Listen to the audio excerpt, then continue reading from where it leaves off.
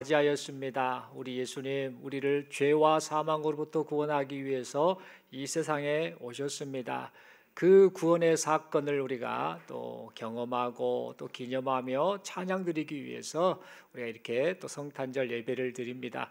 이 시간 성탄절 예배를 하나님 앞에 드릴 때에 하나님의 그 구원의 은혜를 충만하게 경험하시는 우리 모두가 될 수 있기를 간절히 소망합니다. 서로 인사하겠습니다. 잘 오셨습니다. 당신은 하나님의 은혜를 받은 자입니다. 예, 감사합니다. 오늘 성탄절 예배를 드리는데 이 시간에 예수님을 예배하는 인생이라는 제목 가지고 잠시 하나님 말씀 받기를 원합니다. 오래전에 그 영국의 런던에서 있었던 일입니다. 폭우가 쏟아지던 날에 어느 여름날이었습니다. 런던의 한 농가에서 이제 몇 사람이 그 농가를 지나가고 있었습니다. 그러다가 폭우가 쏟아지니 비를 피할 수 없고 우산도 없는 상황인지라 그 농가의 한 집에 들러서 그 집 주인에게 우산 하나를 좀 빌릴 수 있겠느냐라고 요청을 했습니다. 그러자 주인이 별 생각 없이 쓰고 있던 우산 중에서 다 부서진 가장 낡은 우산 하나를 내주었습니다. 그러자 그 일행 몇 사람이 그 우산을 받고는 자기들과 함께 온 한 여인 하나에게, 이 여인 한 명이 보니까 좀 귀해 보이는 여인인 것 같은데 그 여인에게 다 우산을 씌워주면서 그들이 돌아갔다고 합니다. 그러고 나서 다음 날이었습니다. 한 사람이 이제 그 어제 빌렸던 그 우산과 함께 편지 하나를 가지고 왔습니다. 그래서 어제 그 우산을 빌려줬던 그 사람이 이제 그 우산을 돌려받고 나서 그 편지를 딱 보았더니 그 편지 내용이 이렇게 써져 있었습니다. 참 감사합니다라고 이렇게 인사말이 써져 있었고, 그 내용 이후에 그 사람의 그 사인이, 이름이 적힌 사인이 기재되어 있었다고 합니다. 그래서 그 사인을 유심히 보니까 뭐라고 써져 있었는가? 엘리자베스 여왕이라고 그렇게 써져 있었다고 합니다. 그래서 그 우산을 빌려줬던 그 사람, 그 주인은요, 가슴을 치며 후회를 했다고 합니다. 내가 그럴 줄 알았으면 내가 정성을 다해서 그분을 영접했을 텐데, 그분이 이 나라의 여왕님이신데 내가 그분을 못 알아뵙고 그 내가 쓰던 우산 중에서 제일 좋지 않은 우산을 그렇게 내가 드려버렸구나라고 하면서 그렇게 큰 후회를 했다라는 그런 이야기가 있습니다. 여러분, 오늘 성경 본문에도 이와 같은 일이 지금 벌어지고 있음을 봅니다.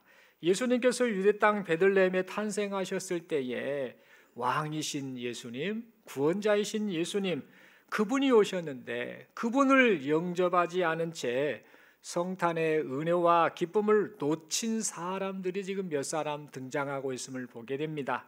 바로 헤롯 왕이라는 사람, 그리고 종교 지도자들, 그리고 그들의 영향을 받은 당시의 군중들입니다. 먼저 헤롯 왕은 예서의 후손인 이 이두메 사람 안티파터의 아들입니다. 이 헤롯이라는 이름의 뜻은 영웅이라는 뜻을 가지고 있습니다. 이 헤롯은 나름대로 이 유대 민족에게 자신이 왕으로서 인정받기 위해서 이런저런 노력을 했습니다만, 그래도 전체적인 평가가 좋지 않은 사람이고 출신 자체가 유대인이 아니기 때문에 유대인들에게 인정을 받지 못했습니다. 그래도 이 헤롯 왕은 이 헤롯 왕조의 중흥을 일으켰던 그런 사람입니다. 이 헤롯 왕은 BC 20년 때부터 그리고 AD 68년까지 이제 성전을 짓게 됩니다. 이 성전을 지었던 이유는 뭐냐면 유대인들은 이제 하나님 중심으로 살기 위해서 그것을 상징하는 것이 바로 성전이었는데, 무너진 성전을 다시 지어주면 이 민심이 내게로 올 것이다 이렇게 생각을 하고 이 성전을 아주 아름답게 지었습니다. 그래서 사람들에게 이 헤롯 왕은 긍정적인 평가를 받았습니다. 그러나 반면에 부정적인 평가를 더 많이 받았습니다. 이 헤롯 왕은 권력에 미친 사람이었습니다. 이 권력의 눈이 멀어서 이 헤롯 왕은 어머니도 죽였고요, 아내도 죽였고 자식들도 죽이는 그런 만행을 저질렀던 사람입니다. 그렇게 광기를 부렸던 이유가 뭐냐? 그놈의 권력, 이것을 놓치지 않기 위해서 그렇게 행동했던 사람입니다. 이 헤롯 왕은 BC 4년에 70세에 죽게 됩니다. 그런데 이 헤롯 왕이 죽었던 이 시기를 역사가였던 요세푸스라는 사람이 기록에 남겼는데 뭐라고 했는가? 헤롯 왕이 죽을 무렵에 당시에 월식이 있었다라는 그런 기록을 남겼습니다.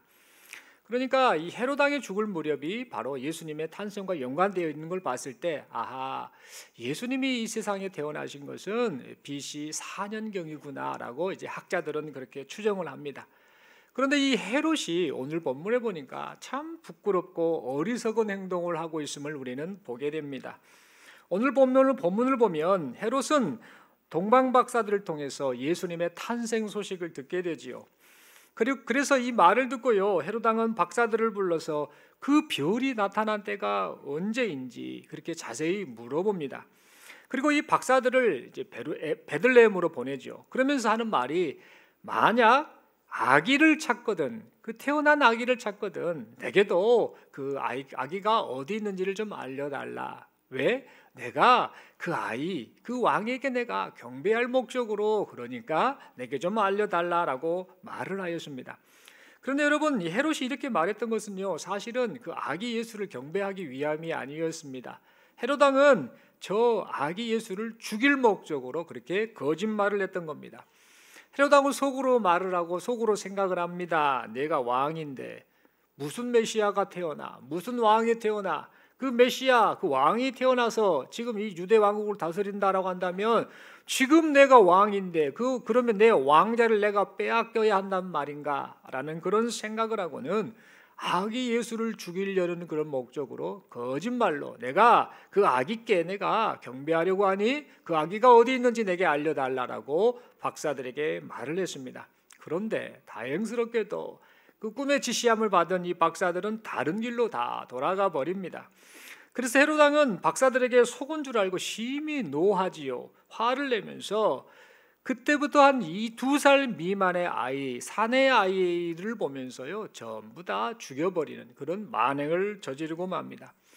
여러분, 실제로 베들레헴의 주 탄생 교회라는 곳에 가보면은 그곳에 그 건물 지하에 당시에 헤롯이 학살한 아이들의 뼈로 추정되는 뼈들이 수북히 쌓여 있다라고 합니다. 여러분, 이처럼 헤롯왕은요, 인간을 구원하러 오신 왕이 오셨음에도 불구하고 경배는커녕 그놈의 권력욕에 눈이 멀어서 예수님을 배척하고 죽이려고까지 하였습니다.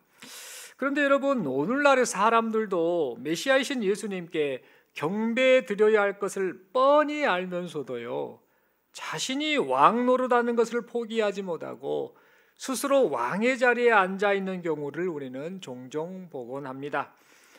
그래서 이러한 모습이 무엇으로 이어지는가? 예배 생활의 거부로 이어지고 있음을 봅니다. 예수님을 왕으로 인정하지 않는 사람들은요, 교회를 뭐하러 간다요? 교회 출석하는 것이 뭔 의미가 있다요? 시간도 바빠 죽겠는데 지금 뭔 교회를 가서 예배를 드린다요? 라고 하면서 이 교회에 나와서 하나님 앞에 예배 드리는 것을 시간 낭비로 여깁니다. 또한 하나님께 드리는 이런 예물 드리는 것도 있지 않습니까? 그것도 재산 낭비하는 것이다라고 그렇게 여기고 있습니다. 학생들은 또 어떻게 반응을 합니까?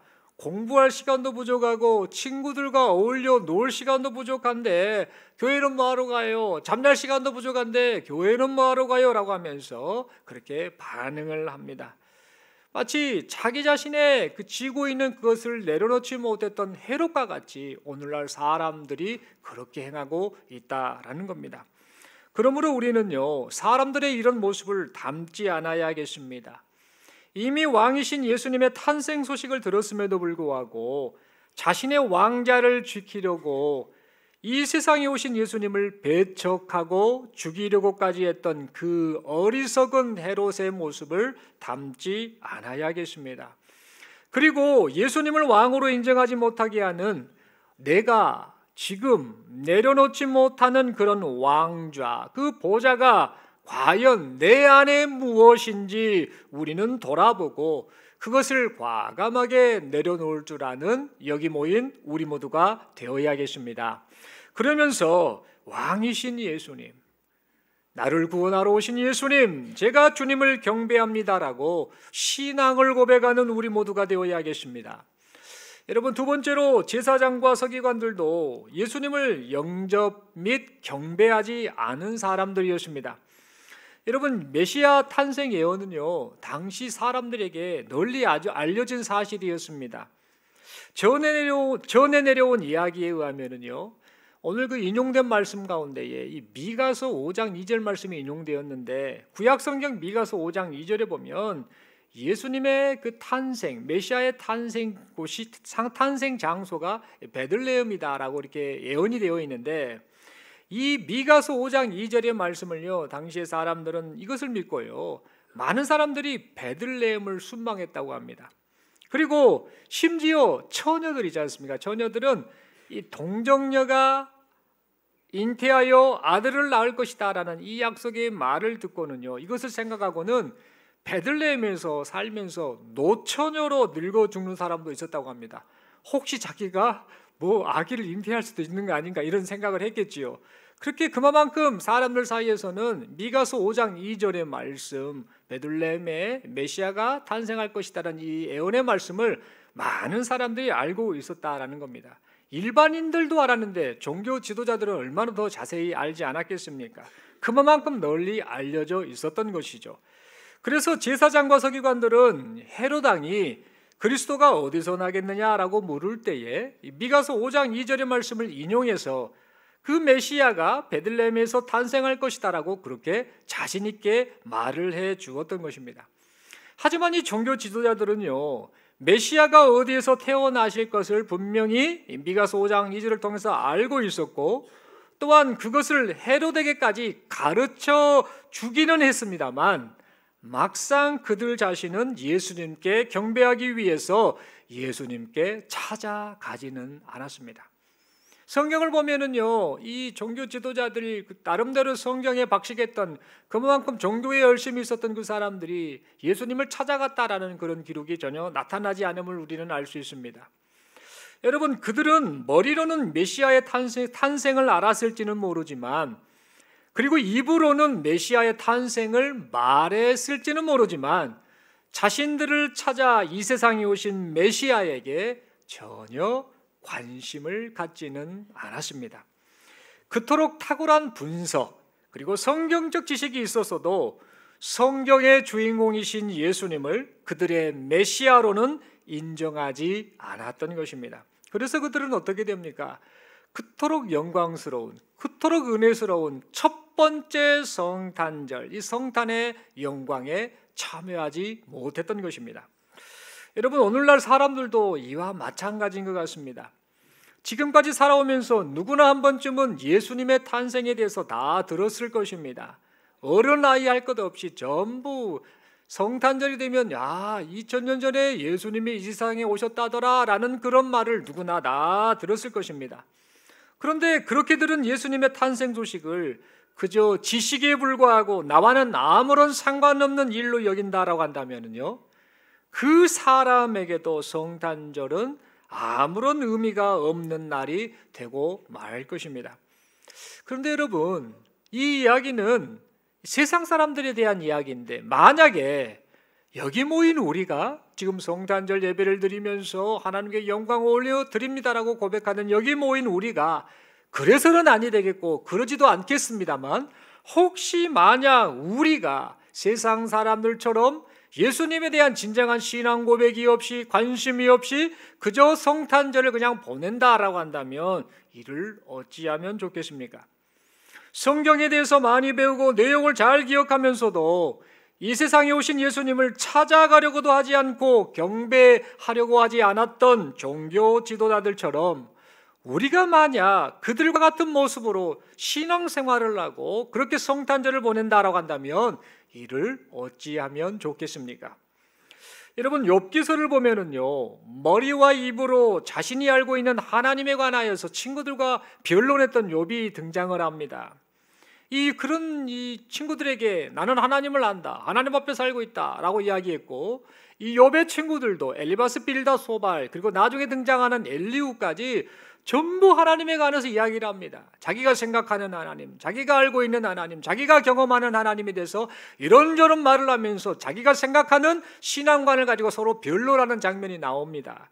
그러나 또 욥도 그렇게 행동하고 친구들도 그렇게 했습니다만, 그때 나중에는 하나님께서 이제 그들에게 나타나서 말씀을 하시자 욥이 반응을 합니다. 하나님을 뵙고는 어떻게 반응합니까? 회개하고 하나님께 엎드렸음을 성경은 우리에게 가르쳐주고 있습니다. 욥기 42장 5절 6절 말씀입니다. 내가 죽게 대하여 귀로 듣기만 하였사오나 이제는 눈으로 주를 배움나이다. 그러므로 내가 스스로 거두어드리고 티끌과 제 가운데서 회개하나이다 라고 고백하고 있음을 보게 됩니다. 여러분, 이 말씀처럼 욥은 그동안 들어왔던 하나님이 머리로 알고 그 하나님에 관해서 내가 입으로 떠들어댔던 그 하나님이 직접 찾아오시자 어떻게 반응합니까? 그저 하나님 앞에 회개하고 하나님 앞에 넙죽 엎드리고 경배만 드렸음을 우리는 보게 된다라는 겁니다. 하나님을 알고 만난 사람에게 나타나는 지극히 정상적인 반응이었던 것이지요. 그런데 여러분, 종교 지도자들에게는 이런 반응이 나타나지 않았습니다. 그들은 하나님을 잘 아는 것처럼 행세했습니다. 그리고 메시아를 기다린다라고 그들은 떠들어댔습니다. 하지만 막상 예수님께서, 메시아이신 예수님께서 이 세상에 오셨을 때에 그들은 예수님을 영접하지도 경배하지도 않았습니다. 신앙에 대해서 말하는 그들의 머리, 그들의 입이 살아 있었을지는 몰라도 그들의 영적 상태는 죽어 있었던 것입니다. 그래서 그들은 메시아이신 예수님의 탄생을 듣고도 그렇게 아무런 반응을 하지 않았습니다. 그러므로 여러분, 여기 모인 우리는요, 이 어리석은 종교 지도자들의 병든 모습을 담지 않아야겠습니다. 에베소서 4장 13절의 말씀처럼 하나님의 아들을 믿는 것과 아는 일에 하나가 되어서 온전한 사람으로 성장하고 성숙하는 여기 모인 우리 모두가 될 수 있기를 간절히 소망합니다. 그래서 나를 구원하시기 위해 오신 예수님, 나의 왕이신 예수님, 그 예수님께 참된 예배를 드리는 여기 모인 우리 모두가 될 수 있기를 바랍니다. 세 번째로, 예수님께 경배드리지 않는 또 다른 사람들이 있습니다. 그들은 누군가? 바로 예루살렘에 살고 있었던 군중들입니다. 오늘 본문 3절을 보면은 헤롯 왕과 온 예루살렘이 듣고 소동한지라 라고 그렇게 기록하고 있습니다. 예루살렘에 살던 사람들은 유대인의 왕이 나셨다라는 소식에 이 온 성이 요란하도록 소동을 벌였습니다. 그러나 떠들기만 했지 그들은 아무런 행동도 하지 않았음을 보게 됩니다. 오, 메시아가 나셨대, 무슨 별이 보였는데 메시아가 나신 게 틀림없어 라고 말만 했을 뿐이지 그 이후로 잠잠해져 버렸음을 보게 됩니다. 이 사람들은 왕이 탄생한 것 같다라는 말에 와 하고 떠들기는 떠들었지만 분위기가 식어지자 잠잠해 버리고 말았던 것입니다.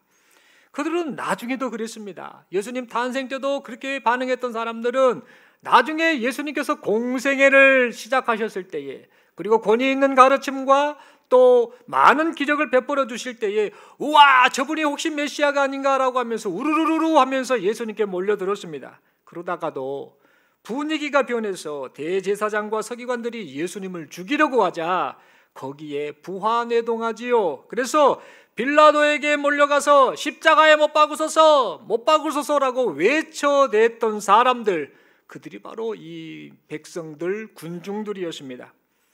예수님과의 진정한 만남이 없다 보니까 이 세상에 오신 예수님을 그렇게 함부로 대하고 말았던 것입니다.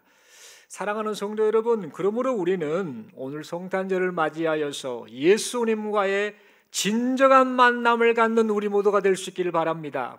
자신의 욕심 때문에 예수님을 왕이자 메시아로 인정하지 않았던 그 어리석은 헤롯 왕처럼 혹시 우리도 나의 욕심을 채우기 위해서 나를 위해 오신 예수님을 거부하고 있지는 않는지 우리 자신을 돌아보아야겠습니다. 머리와 입으로는 메시아를 기다린다라고 하면서도 나는 하나님을 잘 알고 있고 하나님의 뜻을 알고 있다라고 말을 하면서도 실상은 막상 오신 예수님을 영접도 경배도 하지 않았던 종교 지도자들처럼 혹시 우리도 신앙과 주님에 대해서 말하면서 주님과의 연합된 삶 살기를 거부하며 살고 있지는 않는지 우리 자신의 영적 상태를 돌아보아야겠습니다. 또한 메시아가 탄생했다는 말에 요란하게 소동만 하고 군중 심리에 이끌려서 이리저리 부화내동하던 이런 모습을 보였던 그 백성들처럼, 그 군중들처럼 혹시 우리도 주님과의 참된 만남이 없고 참된 신앙 고백이 없는 채 사람들과 그저 어울리는 분위기에 이끌려서 그렇게 인생을, 그렇게 신앙생활을 하고 있지는 않는지 우리 자신을 돌아보아야겠습니다. 사랑하는 성도 여러분, 오늘 성탄절을 맞이하여서 우리를 찾아오신 예수님을 바라보기를 바랍니다. 우리에게 영원한 생명을 주시려고 오신 예수님만을 바라보기를 바랍니다. 예수님과의 만남을 통해서 생명과 행복을 누리는 여기 모인 우리 모두가 될 수 있기를 간절히 소망합니다.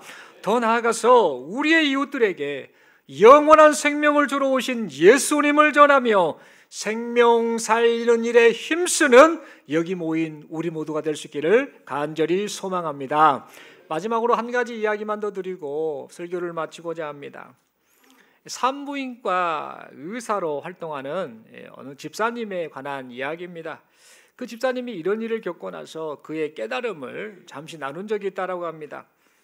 이 산부인과 의사인 이 집사님이 이제 수술을 앞두고 있는, 제왕절개 수술을 해야 되는데 수술을 앞두고 있는 산모에게 이제 마취를 하려고 하면서, 마취 주사를 놓으려고 하면서 이렇게 말했다고 합니다. 심호흡하세요, 심호흡하세요라고 이렇게 말을 했다고 합니다.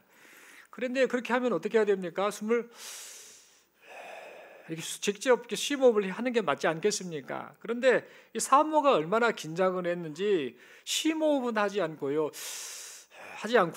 심호흡 이렇게 하더랍니다.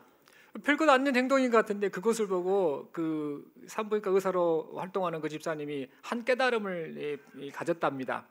그 모습을 보면서도 혹시 우리도 신앙생활을 하면서 만약 예수님이 심호흡해라 라고 이렇게 말씀을 하시는데 행동으로 심호흡을 하지는 않고, 실제로 심호흡은 하지 않고 말로만 심호흡 이러고 있지는 않는가. 즉 신앙생활, 말씀을 들었으면 그것에 반응하고 그렇게 순종함이 마땅한데 듣는 것은 듣는 것이고 그냥 입으로만 그렇게 예 하고 있지는 않는가라는 생각을 해보았다라고 합니다.